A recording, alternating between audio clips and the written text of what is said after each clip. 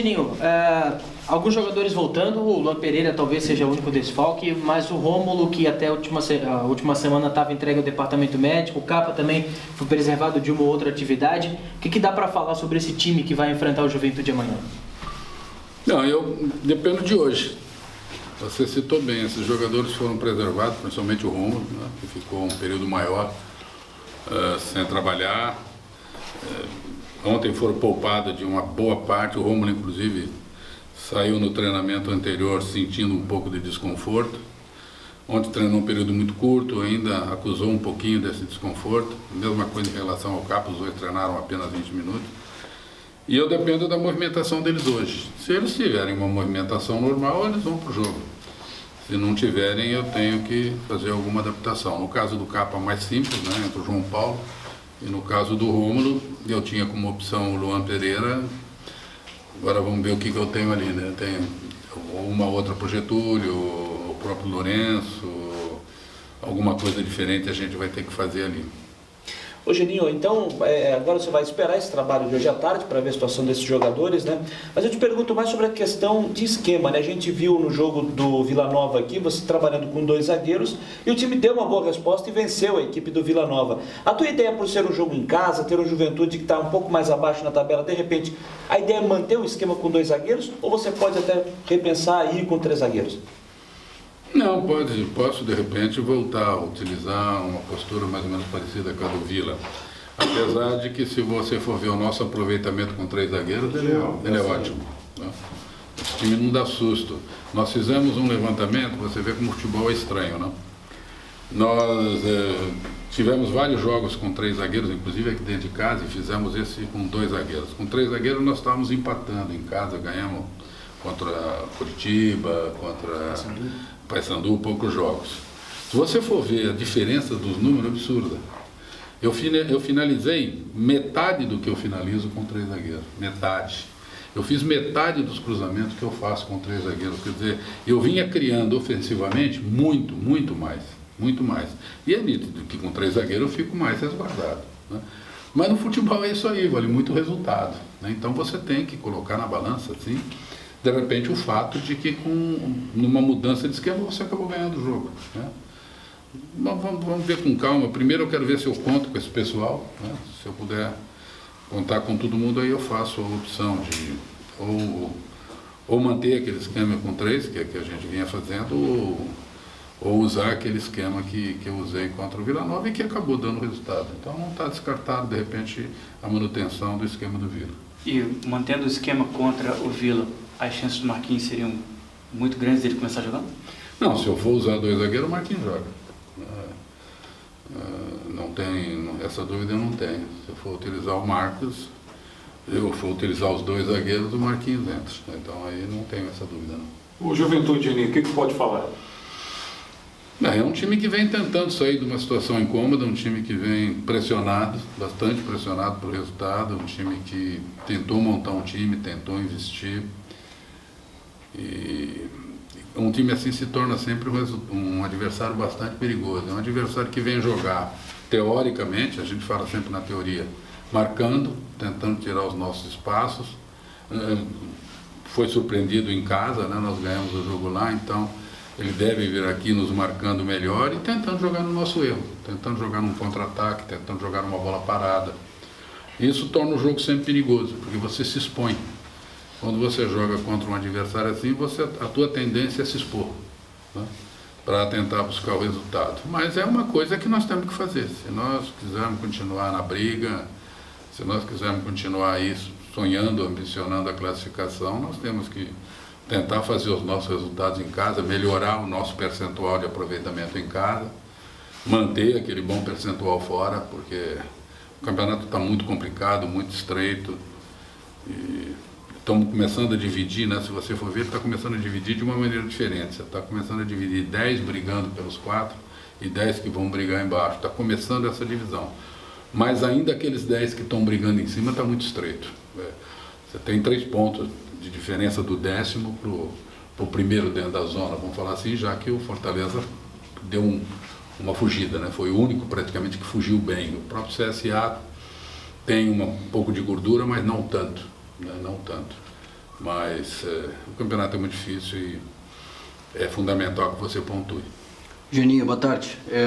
Falaste ao final do jogo contra o Brasil em mais reforços aí, em nome do acesso. O que dá para adiantar, além do Jones que já treina? O que tu podes trazer a mais para essa Série B? É o que eu falei, o Jones está chegando, eu acho que o Jones vai ajudar. O Jones me ajudou demais no ABC. Ele é um jogador forte, um jogador que joga pelos lados, tanto pela direita como pela esquerda, um jogador que a bola bate nele fica. E ele tem uma característica um pouco diferente do que nós temos. Ele é um jogador que parte para cima da marcação, não é aquele jogador que joga só no 1-2. Ele tenta a jogada do mano a mano.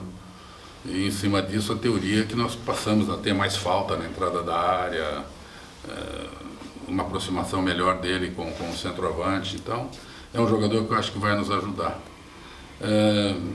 Estamos aí definindo em relação a mais um zagueiro, talvez mais um atacante de área e buscando um lateral. O lateral é fundamental que venha, porque eu tenho o Guga, e não só pelo fato da negociação do Guga poder acontecer ainda. O fato é que eu tenho de ofício só o Guga. Qualquer outro que eu utilizar ali vai ser uma adaptação. Então nós precisamos sim um lateral. Claro que a gente esbarra muito na condição financeira do clube. O clube tem limitações.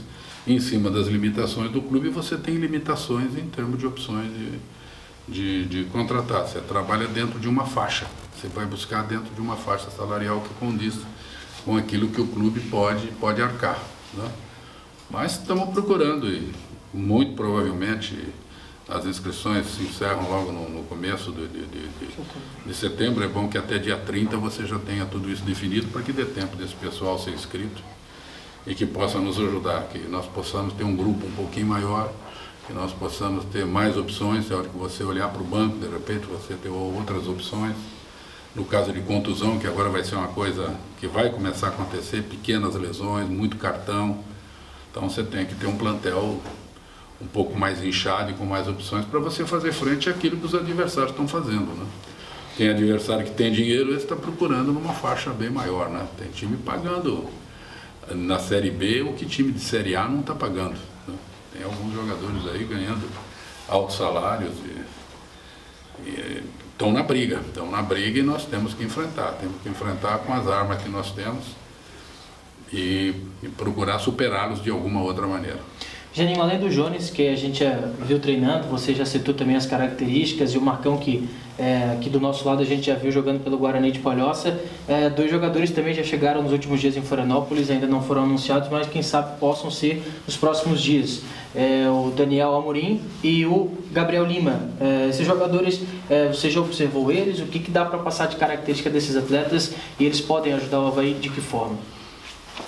Se eles acertarem, se der tudo certo, e eles forem acoplados ao grupo, tentar nos ajudar com as suas principais características. O Daniel, um jogador de 1,93 m, com um jogo aéreo muito bom, num time que cruza tanta bola para a área, que levanta tanta bola à área. Um homem com um jogo aéreo bom vai nos ajudar muito.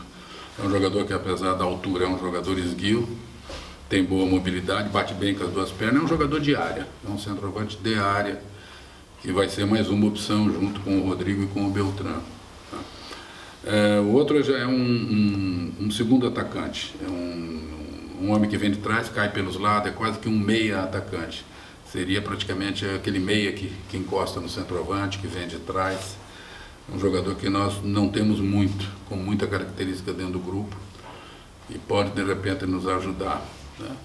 A gente está procurando buscar jogador dentro daquilo que nós estamos sentindo falta, dentro daquilo que a gente pode, de repente, dentro de uma necessidade, se socorrer. Estamos procurando um lateral que tenha mais ou menos as características do Guga, né? Seja um jogador com volume de apoio, para que a gente não perca esse volume de lado, né? No caso de uma necessidade. Então, estamos tentando fazer o que eu falo, estamos tentando, dentro do possível, encorpar o nosso grupo e fazer com que a gente fique cada vez mais forte. Ainda nesse lado de jogadores que estão chegando, do grupo, Geninho, o Jones já está aí, tem mais esses 3 jogadores que estão fazendo os exames aí, dando tudo certo, ficam. Você já citou da possibilidade da procura de um lateral. São 5 jogadores que chegam, automaticamente o grupo já começa a ficar um pouco inchado. Como é que se trabalha para dar uma ajustada nesse grupo, de repente liberar alguns jogadores, para que a folha também não fique tão inchada e venha atrapalhar ali na frente? Não, isso já está sendo tratado, né? Claro que com a chegada de uma turma, de repente sai alguém, né? E de repente equilibra. De repente o que ganhava, o que sai, vai pagar os que chegam, né? Então a gente tenta equilibrar um pouco isso. Nosso grupo não é que ele é inchado. Hoje eu conto com 27, 28 jogadores que eu posso utilizar na frente. Eu tenho metade disso garoto do Júnior.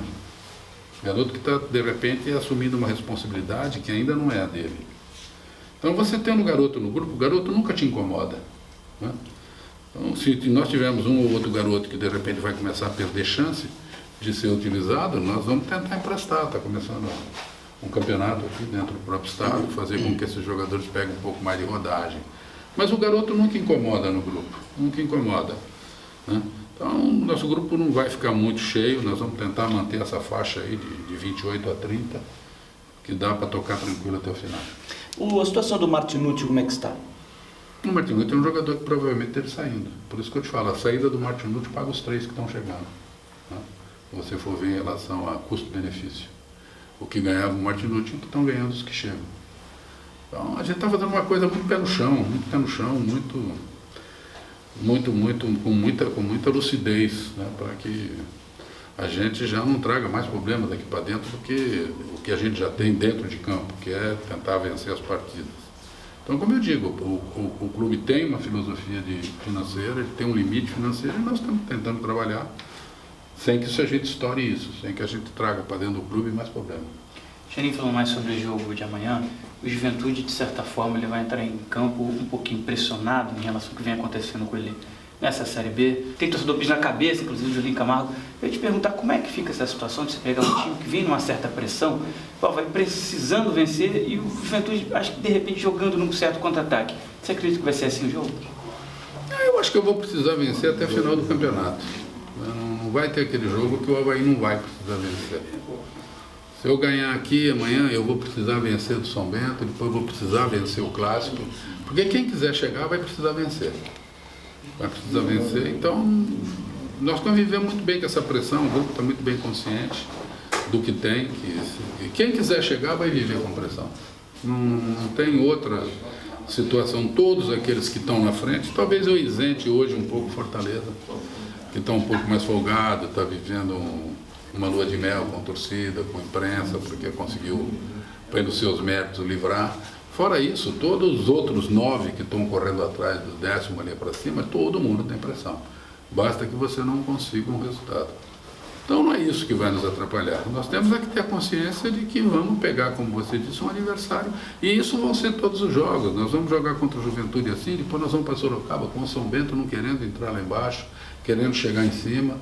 Depois você tem um clássico. Não tem sopa, não, só de caldo, que você não precisa de dente para engolir, não. Você tem que roer o osso, então você tem que estar com os dentes bem afiados para poder morder o que vem. Espera o Juventude retrancado? Eu acredito que ele venha todo retrancado, não. Ele não tem uma característica de retranca, mas tem uma característica de marca forte, né? Talvez um 4-1-4-1, talvez um 5-4, né? Alguma coisa assim, mas com certeza ele vem com alguma coisa armada para nos incomodar. Tem jogadores de qualidade, o Juventude tem jogadores de qualidade, jogadores rápidos, tá? Então, com certeza, ele vai tentar nos marcar e vai tentar sair rápido, vai tentar vir jogando no contra-ataque, uma bola parada. Perderam um jogador muito importante numa bola parada, né? Que batia bem falta, bom na bola aérea. Mas com certeza deve ter reposição, deve vir o Mikael, que é tão bom quanto, não bate falta, mas talvez venha até melhor na bola parada. Então, nós temos que estar preparados para tudo e tentar superar tudo isso. Geninho, até agora o Avaí, quando estava em situações complicadas dentro de casa, quando não vencia há um tempo, enfim, que tinha aquela pressão, o Avaí voltava a vencer. Mas é aquele assunto que a gente sempre aborda, né? Talvez falta o segundo resultado positivo consecutivo para dar confiança para os jogadores voltarem a jogar na ressacada e para o torcedor também voltar de vez e apoiar os jogadores. É mais ou menos por essa linha? Falta um segundo resultado positivo consecutivo para dar esse embalo? Eu acho que a sequência de resultados é fundamental para que você não só vá pegar confiança, vá pegando confiança, mas que você vá subindo na tabela, né? Eu digo que dentro de como está a situação, você não pode passar uma rodada sem pontuar. Tá? Agora, é claro que jogando em casa você tem que tentar fazer teus 3 pontos. Não está fácil. Não está fácil você jogar em casa. Não só em casa como fora, não está fácil. Eu acho que o campeonato, quanto mais ele vai chegando na sua reta final, mais difícil ele vai ficando. Todos os jogos. Daqui a pouco nós vamos ver uma sequência muito grande de empates. Porque todo mundo jogando pelo resultado, as coisas vão se embolando. Mas é o que eu digo, é fundamental que você tente fazer teu resultado em casa. Você joga num lugar onde você está acostumado a trabalhar, você joga com a torcida do teu lado. Então você tem que fazer valer isso. E claro que se nós fizermos um segundo resultado positivo em casa, vai ser muito bom. Ô Juninho, é claro que o empate fora de casa nunca dá para reclamar, né? Mas como foi com o Brasil de Pelotas, até acompanhava a sua entrevista após o jogo, você demonstrava um pouco de chateação, porque o Avaí poderia ter matado o jogo já no primeiro tempo e isso não aconteceu. Como é que foi essa conversa com o grupo para tentar fazer que isso seja corrigido? Porque dentro de campo, treinamento, a gente vê no dia a dia, você cobrando muito na finalização, enfim, mas a conversa, como é que foi, Juninho? Não, terminando o jogo eu falei para eles que tem jogo que quando você sai fora de casa, você analisa, ganhei 1 ponto. O caso do Fortaleza, só alguns exemplos. O caso da Ponte, você pode falar, ganhamos 1 ponto. Mas no caso do Brasil, nós perdemos 2. Nós pegamos 1, mas perdemos 2. Porque nós somos muito superiores no jogo, não só no primeiro tempo. No segundo tempo, nós perdemos no mínimo 3 contra-ataques com chance de matar. 3 contra 1, 4 contra 2. Você faz o segundo gol ali e acaba o jogo. Adversário com um homem a menos. Adversário que não te incomodava, ele só tinha a bola parada, ele cavava a falta no meio campo e levantava para a área. Então não era jogo para se perder. E aí eu falei para eles, eu acho que a vida nos ensina lições todo dia. Nós temos que ser inteligentes o bastante para aprender com as lições. Nós não podemos cometer de novo os mesmos erros e deixar escapar a mesma oportunidade. Nós temos que ter a consciência, nós trabalhamos bastante. Nós fomos ver o vídeo dos nossos acertos e dos nossos erros no jogo. Isso é uma prática que a gente faz sempre, para que a gente corrija os nossos erros e não volte a cometê-los, né? Porque do jeito que está o campeonato, você não pode deixar escapar essas oportunidades. É simples, terminou a classificação. Se eu tivesse ganho o jogo, eu estaria a 4 pontos do Vila, eu estaria a 4, 5 pontos do Figueirense, eu estaria a 3, 4 pontos do Curitiba. Eu podia perder nessa rodada que eu não saía dos 4. Então você vê que falta estão fazendo esses 2 pontos. Então nós temos que ter essa consciência, que nós não podemos errar da mesma maneira, porque isso de repente pode fazer falta lá na frente. Fechou? Fechou.